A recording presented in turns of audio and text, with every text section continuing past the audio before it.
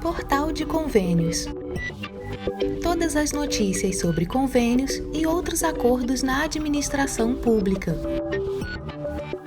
Olá, este é o podcast do Portal de Convênios, um resumo semanal das principais notícias do âmbito da administração pública para você se manter informado em poucos minutos. FPM. Municípios receberam 5 bilhões nesta última semana. Apesar das dificuldades econômicas provocadas pela crise sanitária, a arrecadação pública não sofreu reduções significativas neste período, pelo contrário, continuam aumentando. Municípios do oeste do Paraná, por exemplo, tiveram aumento de receita em decorrência das transferências constitucionais referentes ao Fundo de Participação dos Municípios, o FPM. As 50 prefeituras da região terminaram 2021 com mais de 2 bilhões de reais em caixa. O total representa 20% a mais do que os repasses registrados no final de 2020. Para este ano, a primeira parcela de janeiro do FPM será no valor de mais de 5 bilhões e 400 milhões de reais. O valor foi repassado aos municípios na segunda-feira, 10 de janeiro. O especialista em orçamento público César Lima afirma que uma novidade do FPM para este ano é a entrada em vigor da Emenda Constitucional 112 de 2021, que destina aos municípios mais 0,25% sobre o imposto de renda e o IPI. O acréscimo será percebido no primeiro decêndio de setembro. Prazo para a adesão ao Simples Nacional 2022 encerra no fim de janeiro. As microempresas e empresas de pequeno porte, já em atividade, que quiserem optar pelo regime de tributação do Simples Nacional em 2022, têm até o dia 31 de janeiro para fazer a adesão. O acesso é realizado por meio do portal do Simples Nacional. O resultado final será divulgado em 15 de fevereiro. O Simples Nacional é um regime tributário criado para facilitar o recolhimento de contribuições, reduzindo a burocracia e custos para os pequenos empresários. Caso a solicitação seja aceita, valerá a partir de 1º de janeiro deste ano, em caráter retroativo. Para empresas em início de atividade, o prazo para a solicitação é de 30 dias do último deferimento de inscrição municipal ou estadual, desde que não tenham decorrido os 60 dias da data de abertura do CNPJ. Quando aprovada, a opção produz efeitos a partir da data de abertura do CNPJ. Após esse prazo, a opção somente será possível no mês de janeiro do ano calendário seguinte. A microempresa ou empresa de pequeno porte já optante pelo Simples Nacional não precisa fazer nova opção. Ela sairá do regime somente quando excluída, seja por comunicação do optante ou de ofício. As empresas que escolhem esse regime tributário contam com uma cobrança simplificada de diversos impostos, feitos por uma guia única mensal, o documento de arrecadação do Simples Nacional. Para pedir o Simples Nacional, é necessário enquadrar-se na definição de microempresa ou de empresa de pequeno porte. As empresas não podem ter nenhuma pendência, incluindo débitos em aberto. BNDES aprova crédito permanente ao setor de bioinsumos. O Banco Nacional de Desenvolvimento Econômico e Social, o BNDES, fortaleceu o apoio ao desenvolvimento sustentável no campo.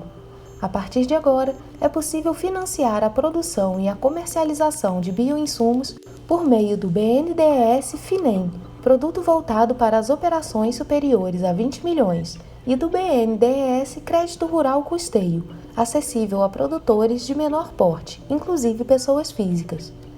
A iniciativa contribui para o meio ambiente ao estimular o aproveitamento de resíduos na própria atividade agropecuária. Além disso, reduz a dependência externa de insumos utilizados no campo. Bioinsumos são produtos processados ou tecnologias de origem vegetal, animal ou microbiana que contribuem positivamente para a produtividade agropecuária. Como exemplo, podem ser citados os biofertilizantes, que, diferentemente dos fertilizantes sintéticos, são gerados a partir de resíduos da atividade agropecuária. O apoio do BNDES está em linha com o Programa Nacional de Bioinsumos, lançado em junho de 2020 pelo Ministério da Agricultura, Pecuária e Abastecimento. Ele tem como objetivo ampliar e fortalecer a utilização dos bioinsumos para a promoção do desenvolvimento sustentável da agropecuária brasileira. Municípios terão menos recursos financeiros disponíveis em 2022. Os municípios brasileiros devem ter uma redução na disponibilidade de recursos financeiros ao longo de 2022. A análise é do especialista em orçamento público César Lima. Segundo o economista, o quadro se deve a uma série de fatores, entre eles, uma menor prévia do PIB para este ano em relação a 2021. A prévia do PIB para 2021 tinha um aumento aí esperado entre 5,1 e 5,3, ainda a confirmar, né? Para 2022 esse crescimento já está previsto aí entre 2,1 e 2,5%. Então nós temos aí uma diminuição da atividade econômica, com um cenário de previsão de altas taxas de inflação e de juros, que refletem, num aumento geral dos preços no mercado. E esses aumentos refletem diretamente nas contas dos municípios, no custeio. Lima explica que não se trata de uma redução visível, mas sim uma menor disponibilidade de recursos devido à redução da atividade econômica e, consequentemente, menor arrecadação somada ao aumento geral de preços no mercado. O recuo deverá ser sentido com maior intensidade nos encargos atrelados ao consumo e à renda, mas deve se manter nas taxas públicas. Uma pesquisa divulgada pela Federação Brasileira de Bancos, a FEBRABAN, revela que também haverá uma tendência de redução da oferta de crédito em 2022 por parte das instituições financeiras. Isso se dará devido a um temor de inflação descontrolada e até recessão no ano seguinte. Diante de um cenário como esse, a renda das famílias, assim como o faturamento das empresas, serão afetados de forma direta.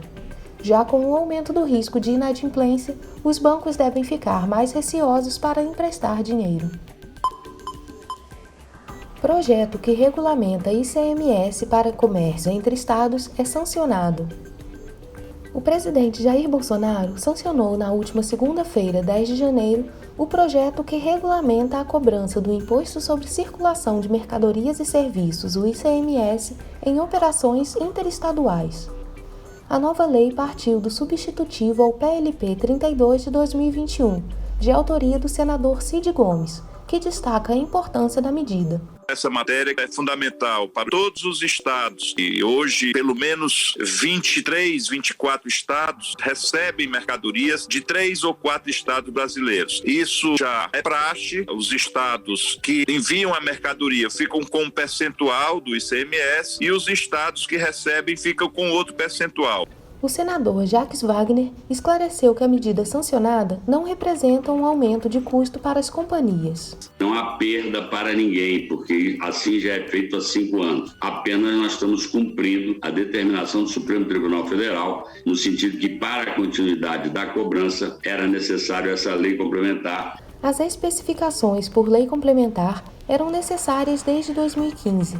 Na época, uma emenda constitucional criou regras para as empresas pagarem o tributo à unidade da federação que recebia o produto ou serviço.